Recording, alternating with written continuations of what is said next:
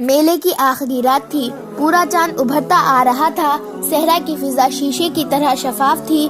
میلے میں انسانوں کے ہجوم کا کوئی شمار نہ تھا، کہیں نیم برہنہ لڑکیاں ناچ کر رہی تھی اور کہیں گانے والوں نے مجمع لگا رکھا تھا۔ سب سے زیادہ بھیڑ اس چبوترے کے ارد گرد تھی جہاں لڑکیاں نیلام ہو رہی تھی۔ ایک لڑکی کو چبوترے پر لایا جاتا، گراہک اسے ہر طرف سے دیکھتے، اس کا منہ کھول کر دانت دیکھتے، بالوں کو الٹ پلٹ کر کے دیکھتے، جسم کی سختی اور نرمی محسوس کرتے اور بولی شروع ہو جاتی۔ وہاں جوا بھی تھا، شراب بھی تھی، اگر وہاں نہیں تھا تو قانون نہیں تھا، پوری آزادی تھی۔ دور دور سے آئے ہوئے لوگوں کے خیمے میلے کے ارد گرد نصب تھے، تماشائی مذہب اور اخلاق کی پابندیوں سے آزاد تھے۔ انہیں معلوم نہیں تھا کہ ان سے تھوڑی ہی دور جو پہاڑیاں ہیں، ان میں ایک خوبصورت لڑکی کو ذبح کرنے کے لیے تیار کیا جا رہا ہے اور وہاں ایک انسان دیوتا بنا ہوا ہے۔ وہ اتنا ہی جانتے تھے کہ ان پہاڑیوں میں گھرے ہوا علاقہ دیوتاؤں کا پایا تخت ہے، جہاں جن اور بھوت پہرا دیتے ہیں اور کوئی انسان وہاں جانے کی سوچ بھی نہیں سکتا۔ انہیں یہ بھی معلوم نہیں کہ ان کے درمیان اللہ کے 500 سپاہی گھوم پھر رہے ہیں اور 12 انسان دیوتاؤں کے پایا تخت کی حدوں میں داخل ہو چکے ہیں۔ سلطان صلاح الدین ایوبی کے 12 چھاپہ ماروں کو بتایا گیا تھا کہ پہاڑیوں کے اندرونی علاقے میں داخل ہونے کا راستہ کہاں ہے، لیکن وہاں سے وہ داخل نہیں ہو سکتے تھے کیونکہ وہاں پہرے کا خطرہ تھا۔ انہیں بہت دشوار راستے سے اندر جانا تھا۔ انہیں بتایا گیا تھا کہ پہاڑیوں کے ارد گرد کوئی انسان نہیں ہوگا، مگر وہاں انسان موجود تھے جن کا مطالبہ یہ تھا کہ اس حبشی نے علی بن سفیان کو غلط بتایا تھا کہ اس علاقے کے ارد گرد کوئی پہرا نہیں ہوتا۔ پہاڑیوں یا یہ خطرہ 1 میل بھی لمبا تھا اور اسی قدر چوڑا تھا۔ وہ چونکہ تربیت یافتہ چھاپہ مار تھے، اسی لیے وہ بکھر کر اور احتیاط سے آگے گئے تھے۔ ایک چھاپہ مار کو اتفاق سے ایک درخت کے قریب ایک متحرک سایہ نظر آیا۔ چھاپہ مار چھپتا اور رینگتا اس کے پیچھے میں چلا گیا، قریب جا کر اس پر جھپٹ مارا، اس کی گردن بازو کے شکنجے میں لے کر خنجر کی نوک اس کے دل پر رکھ دی، گردن ڈھیلی چھوڑ کر اس سے پوچھا کہ تم یہاں کیا کر رہے ہو اور یہاں کس قسم کا پہرا ہے؟ وہ حبشی تھا، چھاپہ مار عربی بول رہا تھا جو حبشی نہیں سمجھ سکتا تھا۔ اتنے میں ایک اور چھاپہ مار آ گیا، اس نے بھی خنجر حبشی کے سینے پر رکھ دیا۔ انہوں نے اشاروں سے پوچھا تو حبشی نے اشاروں میں جواب دیا، جس سے شک ہوتا تھا کہ یہاں پہرا موجود ہے۔ اس حبشی کی شہرک کاٹ دی گئی اور چھاپہ مار اور زیادہ ہوشیار ہو کر آگے بڑھے۔ یکلخت جنگل آ گیا، آگے پہاڑی تھی، چاند اوپر اٹھ رہا تھا، لیکن درختوں اور پہاڑیوں نے اندھیرا کر رکھا تھا۔ وہ پہاڑی پر ایک دوسرے سے ذرا دور اوپر چڑھتے گئے۔ اندر کے علاقے میں جہاں لڑکی کو پروہت کے حوالے کیا گیا تھا، کوئی اور ہی سرگرمی تھی۔ پتھر کے چہرے کے سامنے چبوترے پر ایک قالین بچھا ہوا تھا، اس پر چوڑے پھول والی تلوار رکھی تھی۔ اس کے قریب ایک چوڑا برتن رکھا تھا اور قالین پر پھول بکھرے ہوئے تھے۔ اس کے قریب آگ جل رہی تھی۔ چبوترے کے چاروں کناروں پر دیے جلا کر چراغاں کیا گیا تھا۔ وہاں 4 لڑکیاں گھوم پھر رہی تھی، ان کا لباس 2 چوڑے پتے کا تھا اور باقی حسن برہنہ تھا۔ 4 حبشی تھے جنہوں نے کندھوں سے ٹخنوں تک سفید چادریں لپیٹ رکھی تھی۔ ارارہ تہخانے میں پروہت کے ساتھ تھی۔ پروہت اس کے بالوں سے کھیل رہا تھا اور وہ مخمور آواز میں کہہ رہی تھی، میں انگوک کی ماں ہوں، تم انگوک کے باپ ہو، میرے بیٹے مصر اور سوڈان کے بادشاہ بنیں گے، میرا خون انہیں پلا دو، میرے لمبے لمبے سنہرے بال ان کے گھروں میں رکھ دو، تم مجھ سے دور کیوں ہٹ گئے ہو، میرے قریب آؤ۔ پروہت اس کے حسن پر تیل کی طرح کوئی چیز ملنے لگا۔ انگوک غالباً اس قبیلے کا نام تھا۔ ایک عربی لڑکی کو نشے کے خمار نے اس قبیلے کی ماں اور پروہت کی بیوی بنا دیا تھا۔ وہ قربان ہونے کے لیے تیار ہو گئی تھی۔ پروہت آخری رسم پوری کر رہا تھا۔ 12 چھاپہ مار رات کے کیڑوں کی طرح رینگتے ہوئے پہاڑیوں پر چڑھتے اترتے اور ٹھوکریں کھاتے آ رہے تھے۔ بہت ہی دشوار گزارا علاقہ تھا، بیشتر جھاڑیاں خاردار تھی، چاند سر پر آ گیا تھا۔ انہیں درختوں میں سے روشنی کی کرن دکھائی دینے لگی۔ ان کرنوں میں انہیں ایک حبشی کھڑا نظر آیا جس کے ایک ہاتھ میں برچھی اور دوسرے میں لمبوتری ڈھال تھی۔ وہ بھی دیوتاؤں کے پایہ تخت کا پہرے دار تھا۔ اسے خاموشی سے مارنا ضروری تھا۔ وہ ایسی جگہ کھڑا تھا جہاں اس پر آسانی سے حملہ نہیں کیا جا سکتا تھا۔ آمنے سامنے کے مقابلہ کا موضوع نہیں تھا۔ ایک چھاپا مار جھاڑیوں میں چھپ کر بیٹھ گیا، دوسرے نے اس کے سامنے ایک پتھر پھینکا جس نے گر کر اور لڑک کر آواز پیدا کی۔ حبشی بدکا اور اس طرف آیا، وہ جیوں ہی جھاڑی میں چھپے ہوئے چھاپا مار کے سامنے آیا، اس کی گردن ایک بازو کے شکنجے میں آ گئی اور ایک خنجر اس کے دل میں اتر گیا۔ چھاپا مار کچھ دیر وہاں رکے اور احتیاط سے آگے چل پڑے۔ ارارہ کے لیے تیاری ہو چکی تھی۔ پروہت نے آخری بار اسے اپنے سینے سے لگایا اور اس کا ہاتھ تھام کر سیڑھیوں کی طرف چل پڑا۔ باہر کے 4 حبشی مردوں اور لڑکیوں کو پتھر کے سر اور چہرے کے منہ میں روشنی نظر آئی تو وہ منہ کے سامنے سجدے میں گر گئے۔ پروہت نے اپنی زبان میں ایک اعلان کیا اور میل سے اتر آیا۔ ارارہ اس کے ساتھ تھی، اسے وہ قالین پر لے گیا۔ مرد اور لڑکیاں ان کے ارد گرد کھڑی ہو گئی۔ ارارہ نے عربی زبان میں کہا، میں انگوک کے بیٹوں اور بیٹیوں کے لیے اپنی گردن کٹوا رہی ہوں، میں ان کے لیے گناہوں کا کفارہ ادا کر رہی ہوں، میری گردن کاٹ دو، میرا سر انگوک کے دیوتا کے قدموں میں رکھ دو، دیوتا اس سر پر مصر اور سوڈان کا تاج رکھیں گے۔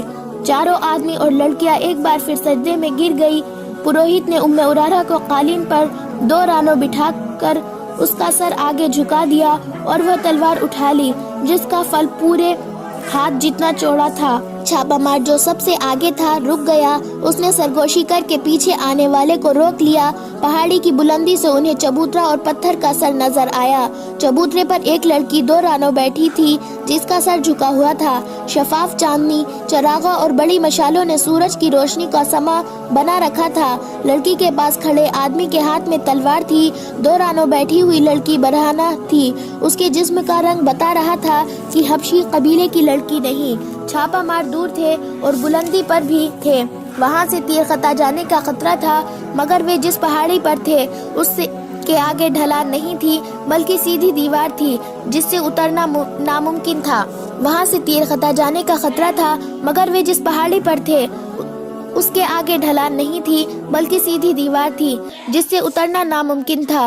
وہ جان گئے کہ لڑکی قربان کی جا رہی ہے اور اسے بچانے کے لیے وقت اتنا تھوڑا ہے کہ وہ اڑ کر نہ پہنچے تو اسے بچا نہیں سکیں گے۔ انہوں نے چوٹی سے نیچے دیکھا، چاندنی میں انہیں ایک جھیل نظر آئی۔ انہیں بتایا گیا تھا کہ وہاں ایک جھیل ہے جس میں مگرمچھ رہتے ہیں۔ دائیں طرف ڈھلان تھی، وہ بھی تقریباً دیوار کی طرح تھی۔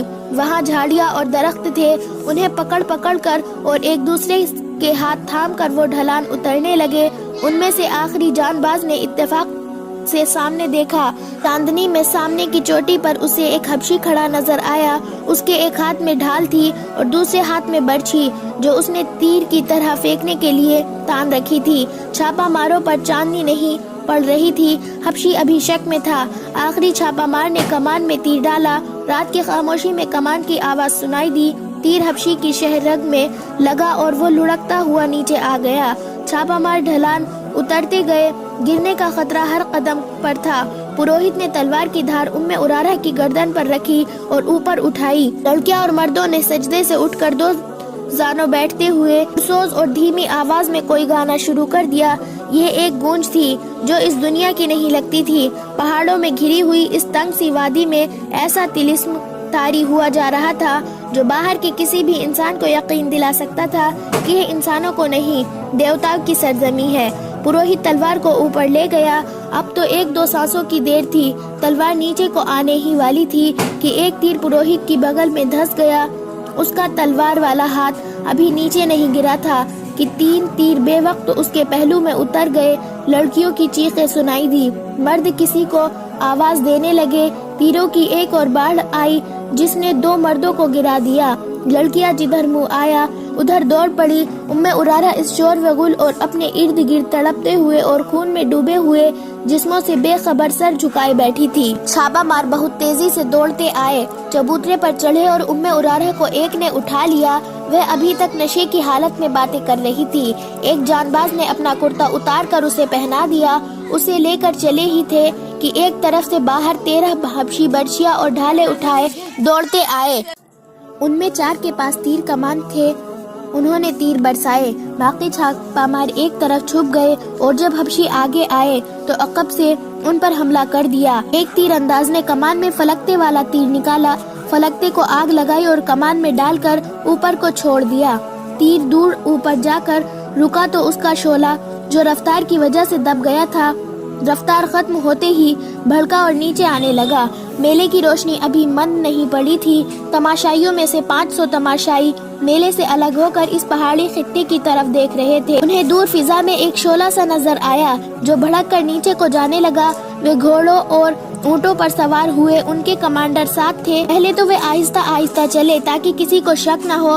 ذرا دور جا کر انہوں نے گھوڑے دوڑا دیے۔ تماشائی میلے میں شراب جو اور ناچنے والی لڑکیوں کو اور عصمت فروش عورتوں میں اتنے مگن تھے کہ کسی کو کانوں کان خبر نہ ہوئی کہ ان کے دیوتاؤں پر کیا قیامت ٹوٹ پڑی ہے۔ چھاپہ مار نے اس خطرے کی وجہ سے آتش تیر چلا دیا تھا کہ حبشیوں کی تعداد زیادہ ہوگی، مگر فوج وہاں پہنچی تو وہاں 12-13 لاشیں حبشیوں کی اور 2 لاشیں چھاپہ مار شہیدوں کی پڑی تھی۔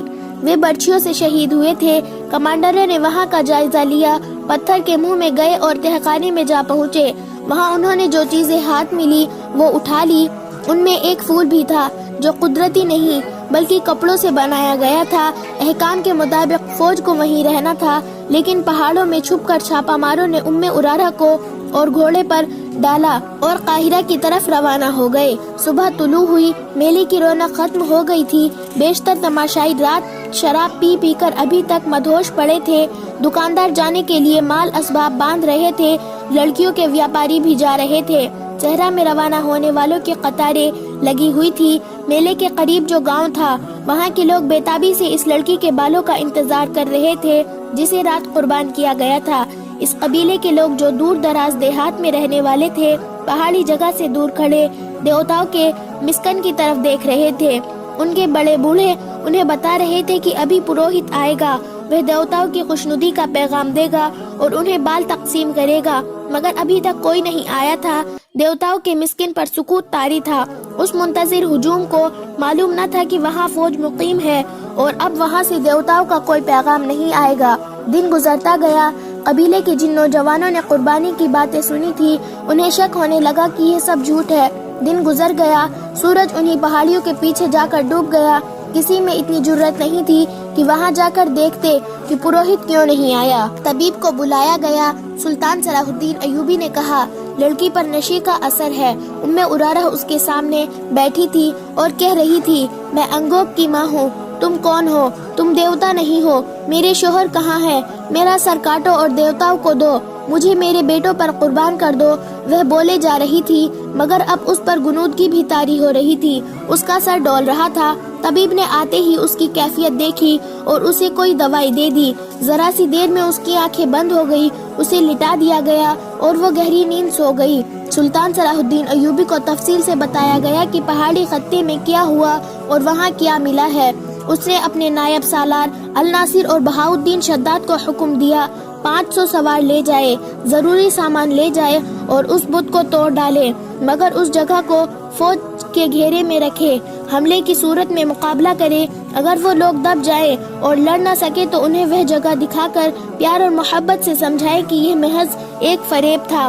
شداد نے اپنی ڈائری میں جو عربی زبان میں لکھی تھی اس واقعے کو یوں بیان کیا ہے کہ وہ 500 سواروں کے ساتھ وہاں پہنچا۔ رہنمائی اس فوج کے کمانڈر نے کی جو پہلے ہی وہاں موجود تھا۔ سینکڑوں سودانی حبشی دور دور کھڑے تھے، ان میں سے بعض گھوڑوں اور اونٹوں پر تھے، ان کے پاس برچھیاں، تلواریں اور کمانیں تھی۔ میں اپنے تمام تر سواروں کو اس پہاڑی جگہ کے ارد گرد اس طرح کھڑا کر دیا کہ ان کے منہ باہر کی طرف اور ان کی کمانوں میں تیر تھے، اور جن کے پاس کمانیں نہیں تھی ان کے ہاتھوں میں برچیاں تھی۔ خطرہ خون ریز لڑائی کا تھا۔ میں الناصر کے ساتھ اندر گیا۔ بتوں کو دیکھ کر میں نے کہا کہ فرعون کی یادگار ہے، حبشیوں کی لاشیں پڑی ہے۔ یہ ہر جگہ گھوم پھر کر دیکھا۔ 2 پہاڑیوں کے درمیان ایک خنڈر تھا جو فرعون کے وقتوں کی خوشنما عمارت تھی۔ دیوتاؤں پر اس زمین کی تحریریں تھی، الفاظ لکیروں والی تصویروں کے مانند تھی۔ کوئی شبہ نہ رہا کہ یہ فرعون کی جگہ تھی۔ دیوار جیسی ایک پہاڑی کے دامن میں جھیل تھی جس کے اندر اور باہر 2-2 قدم لمبے مگرمچھ تھے۔ جھیل کا پانی پہاڑی کے دامن کو کاٹ کر پہاڑی کے نیچے چلا گیا تھا۔ پانی کے اوپر پہاڑی کی چھت تھی، جگہ خوفناک تھی۔ ہمیں دیکھ کر بہت سارے مگرمچھ کنارے پر آ گئے اور ہمیں دیکھنے لگے۔ میں نے سپاہیوں سے کہا، حبشیوں کی لاشیں جھیل میں پھینک دو، یہ بھوکے ہیں۔ وہ لاشیں گھسیٹ کر لائے اور جھیل میں پھینک دی۔ مگرمچھوں کی تعداد کا اندازہ نہیں، پوری فوج تھی۔ لاشوں کے سر باہر رہے اور یہ سر پانی میں دوڑتے پہاڑی کے اندر چلے گئے۔ پھر پروہت کی لاش آئی، اس نے دوسرے انسانوں کو مگرمچھوں کے آگے پھینکا تھا، ہم نے اسے بھی جھیل میں پھینک دیا۔ 2 سپاہی 4 سوڈانی لڑکیوں کو لائے، وہ کہیں چھپی ہوئی اور ننگی تھی، کمر کے ساتھ ایک پتا آگے ایک پیچھے بندھا تھا۔ میں نے اور الناصر نے منہ پھیر لیا، سپاہیوں سے کہا کہ انہیں کپڑے پہناؤ۔ جب ان کے جسم کپڑوں میں چھپ گئے تو دیکھا وہ خوبصورت تھی، روتی تھی، ڈرتی تھی۔ ہمارے ترجمان کو انہوں نے وہاں کا حال اپنی زبان میں بیان کیا جو شرمناک تھا۔ مسلمان کو عورت ذات کا یہ حال برداشت نہیں کرنا چاہیے، عورت اپنی ہو، کسی اور کی ہو، کافر ہو، اسلام اسے بیٹی کہتا ہے۔ ان 4 لڑکیوں کا بیان ظاہر کرتا تھا کہ وہ فرعون کو خدا مانتی ہے، ان کا قبیلہ انسان کو خدا مانتا ہے۔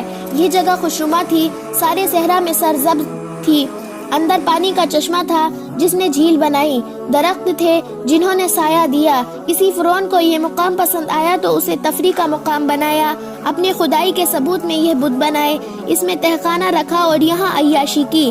آسمان نے کوئی اور رنگ نہیں دکھایا، سورج ادھر سے ادھر سو گیا، فرعونوں کے ستارے ٹوٹ گئے اور مصر میں دوسرے باطل مذہب آئے۔ آخر میں حق کی فتح ہوئی اور مصر نے کلمہ لا الہ الا اللہ سنا اور خدا کے حضور سرگرد ہوا، لیکن کسی نے نہ جانا کہ باطل ان پہاڑیوں میں زندہ رہے۔ الحمدللہ، ہم نے خدا جل جلالہ سے رہنمائی لی، باطل کا یہ نقشہ بھی اکھاڑا اور اس ریگزار کو پاک کیا۔ اس جگہ کو سواروں کے گھیرے میں لے کر فوج نے پتھر کے اس ہیبت ناک بت کو مسمار کر دیا، چبوترا بھی گرا دیا، تہخانہ ملبے سے بھر دیا۔ باہر سینکڑوں حبشی حیران اور خوف زدہ کھڑے تھے کہ یہ کیا ماجرا ہے۔ ان سب کو بلا کر اندر لے جایا گیا کہ یہاں کچھ بھی نہیں تھا۔ انہوں نے اپنی اپنی لڑکی لے لی، انہیں بتایا گیا کہ یہاں ایک بدکار آدمی رہتا تھا، وہ مگرمچھوں کو کھلا دیا گیا ہے۔ ان سینکڑوں حبشیوں کو اکٹھا بٹھا کر ان کی زبان میں واعظ دیا گیا، وہ سب خاموش رہے۔ انہیں اسلام کی دعوت دی گئی، وہ پھر بھی خاموش رہے۔ کبھی کبھی شک ہوتا تھا جیسے ان کی آنکھوں میں خون اتر آیا ہے۔